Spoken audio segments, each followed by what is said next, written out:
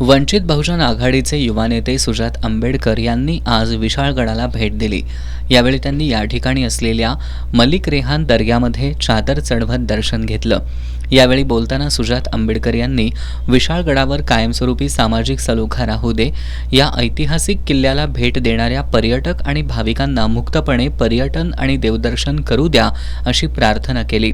खोटा इतिहास सांगून कुणीही राजकीय पोळी भाजू नये आणि अनाजी पंतांच्या औलादीनं आम्हाला छत्रपती शिवाजी महाराज शिकवू नये असा इशारा त्यांनी यावेळी दिला।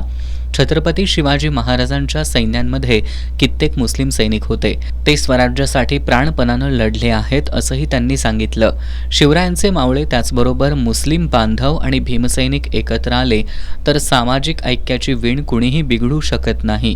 पुरोगामी कोल्हापूर जिल्ह्यातील विशाळगडावर सामाजिक सलोखा राहावा अशी अपेक्षा त्यांनी व्यक्त केली। दरम्यान सुजात आंबेडकर विशाळगड दौऱ्यावर आले असल्यानं कोणताही अनुचित प्रकार घडू नये यासाठी शाहूवाडी पोलीस ठाण्याचे निरीक्षक विजय घेरडे यांच्या मार्गदर्शनाखाली सहाय्यक पोलीस अधिकारी आणि 70 पोलीस कर्मचारी यांचा चोख बंदोबस्त ठेवण्यात आला होता।